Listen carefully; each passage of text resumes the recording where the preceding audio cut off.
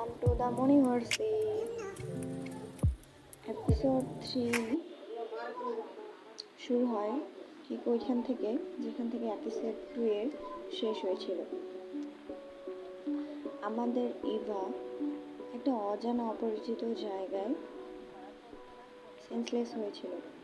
তার কোনো সেন্স ছিল না। হঠাৎ সে তার সেন্সে চলে আসে। সে চোখ খুলে আশেপাশে তাকিয়ে ভালো করে অবজার্ভ করতে থাকে। সে হঠাৎই তার সব জ্ঞানে চলে আসে। আসার পর সে বলে, আমি কোথায়? সে উঠে বসে পড়ে। সে বসে ভাবতে থাকে, এই রাজপ্রাসাদের মতো রুমটা কি আসলেই সত্য, নাকি আমি এখনো স্বপ্ন দেখছি? তার মাথায় হঠাৎ করে অনেক তীব্র ব্যথা হতে থাকে। তার হঠাৎ কালকে রাতের কথা মনে পড়ে। সে রাতে ঠিক কি করেছিল। সে আবারও ভাবতে থাকে সে আসলে কত ড্রিঙ্ক করেছিল কালকে। সে অনেক বেশি ড্রাঙ্ক হয়ে গিয়েছিল। সে অনেক বেশি ড্রিঙ্ক করেছিল। সে এর আগে কখনো ড্রিঙ্ক করেনি বলে সে এত বেশি ড্রাঙ্ক হয়ে গিয়েছিল তার মাথা কাজ করছিল না। হঠাৎ তার মাথার মধ্যে চলে আসে যে একজন সুদর্শন ছেলের সাথে তার কথা হয়েছিল। তার সাথে সে এখানে এসেছে। এটা ভাবতে সে অনেক বেশি শক হয়ে যায়। কি, এটা আমি কি করে ফেলেছি? সে শক থেকে বের হতে না হতে তার হঠাৎ মনে পড়ে যায়, আমার সাথে উল্টাপাল্টা কিছু হয়নি তো? আমি আবার উল্টাপাল্টা কিছু করে বসিনি তো? সে নিজেকে চেক করতে থাকে। সে বিছানায় আশেপাশে এদিক ওদিক করতে থাকে। সে চাদর সরিয়ে দেখে সব ঠিক আছে তো। যখন সে এইসব চেক করছিল তার মাথা কাজ করা বন্ধ করে দিয়েছিল। সে আশেপাশে তাকিয়ে খুঁজতে থাকে তার জামা কাপড়, যেগুলো সে আরও পরেছিল, ব্লেজার, জুতো, তার গ্লাস, এগুলো খুঁজছিল। হঠাৎ সে দেখতে পায় চেয়ারে তার জুতো, গ্লাস, ব্লেজার সব রাখা আছে। এটা দেখার পর সে আর এক মুহূর্ত দেরি করে না। সে চুপচাপ এখান থেকে বের হয়ে যেতে চায়।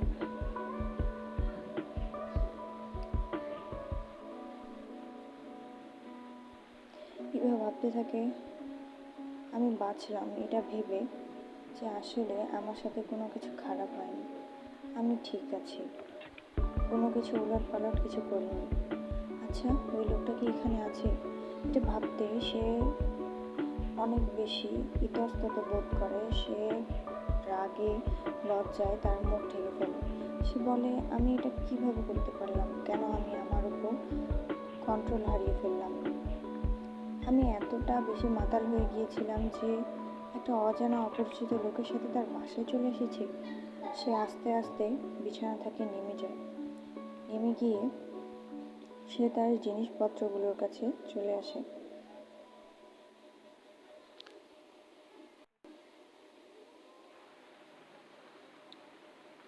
আমাদের ইভা তার শরীরের ঘ্রাণ নেয়।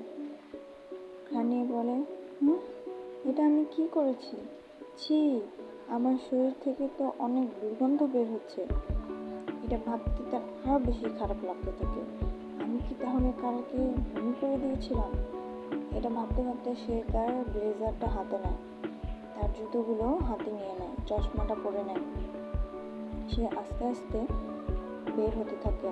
বের হয়ে রুম থেকে বের হয়ে সে আশেপাশে দেখতে থাকে বের হওয়ার জায়গা, মেইন গেট সে খুঁজতে থাকে।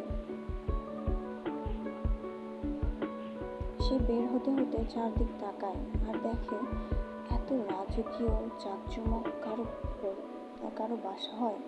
এই বাসাটা তো কত কত টাকা এখানে ইনভেস্ট করা হয়েছে। এটা ভাবতেই তার অনেক বেশি অবাক লাগে। এত পরিমাণে রাজকীয়তা সে আগে কখনোই দেখেনি। একটা বাসার পিছনে এত পরিমাণে টাকা কাউকে খরচ করতে সে আগে কখনো ভাবেনি। সে দেয়ালের মধ্যে টাঙানো দেখে অনেক সুন্দর সুন্দর পেন্টিং, কারুকাজ খচিত, চারদিক ঝলমল করছে বাসাটা। সে এগুলো দেখতে দেখতে হারিয়ে যায় এগুলোর সৌন্দর্যে।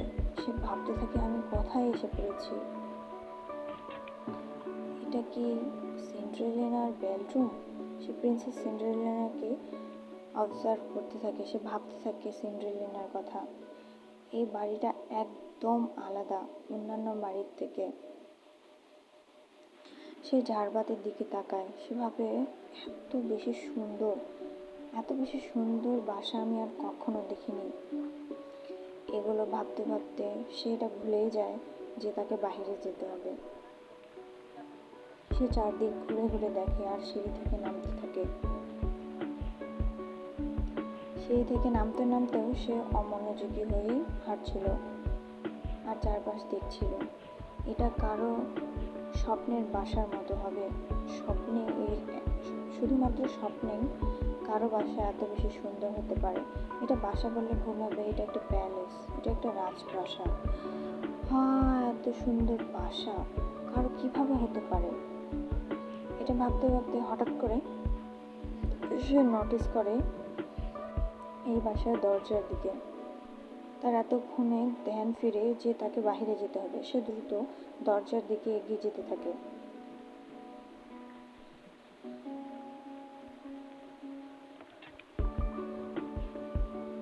সে দরজার সামনে গিয়ে যেই না দরজার ধরে খুলবে, ঠিক তখনই তার পিছনে কারো আওয়াজ সে শুনতে পায়।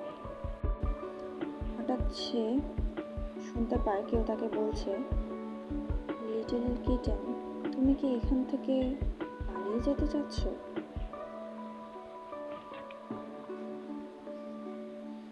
এটা শুনতেই আমাদের ইভা পিছনে ঘুরে তাকায়। পিছনে ঘুরে তাকিয়ে সে একদম শকড হয়ে যায় আমাদের মেইল লিডকে দেখে। তাকে অনেক বেশি সুন্দর লাগছিল। সুন্দর বলতে ভুল হবে, অনেক বেশি হ্যান্ডসাম লাগছিল। সে এভাবে কাউকে কখনোই সামনাসামনি দেখেনি। সে তার সৌন্দর্যে অনেক বেশি মুগ্ধ হয়ে যায়। সে আশ্চর্য হয়ে যায় যে এত বেশি সুন্দর কেউ কিভাবে হতে পারে। সে তার সজ্ঞানে ফিরে এসে বলে, আমি কোথায়?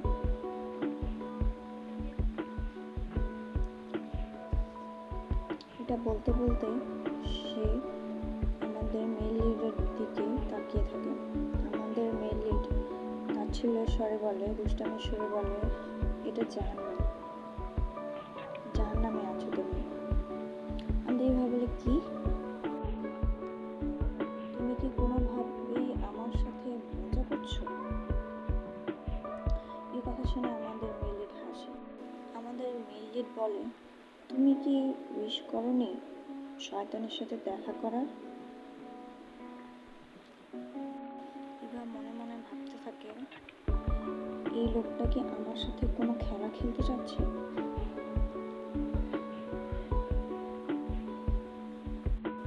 হঠাৎ কালকে রাতের কথা মনে পড়ে।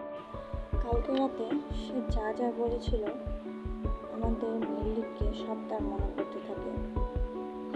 সে ভাবতে থাকে, সে বলেছিল, আমাকে বলো কোথায় গেলে আমি তার সাথে দেখা করতে পারবো। এটা ভাবতেই আমাদের ইভা অনেক বেশি এম্বারেসড ফিল হতে থাকে। সে বলে, আমি এটা কি করেছি? সে অনেক বেশি খারাপ বোধ করতে থাকে। সে বলে, আমি এটা কিভাবে করতে পারলাম? আমাদের মেইল লিডের সামনে সে একদম চুপ হয়ে যায়। সে নিচের দিকে তাকিয়ে থাকে। হঠাৎ করে আমাদের মেইল লিড ইভার কপালে টাচ করে। ইভা সজ্ঞানে ফিরে আসে তার ভাবনার দেশ থেকে। আমাদের মেইল লিড বলতে থাকে, টেক ইজি পশু। যখন ইভাকে এভাবে টাচ করে আমাদের মেইল লিড পেট বলে, ইভা অনেক রেগে যায়, বলে, আমাকে এভাবে ট্রিট করা বন্ধ করুন। আমি আপনার পোষ্য প্রাণী নই যে আমাকে পেট পেট বলছেন বারবার। কিন্তু আমাদের মেইল লিড একদমই সিরিয়াস হয় না। সে বলে, তোমার আচরণ দেখে মনে হচ্ছে তুমি মনে হয় আমাকে কামড় দিবে এবার। ইভা তার হাত ছটকা দিয়ে বলে, আমি এখান থেকে যেতে চাই। সে দাঁতে দাঁত চেপে কথাগুলো বলতে থাকে। ইভা বলে, কালকে রাতের জন্য দুঃখিত আর থ্যাংক ইউ। আমি এত ট্রাভেল করেছি, আপনি আমাকে ভালোভাবে আপনার বাসায় নিয়ে এসেছেন। ইভা যেতে থাকে।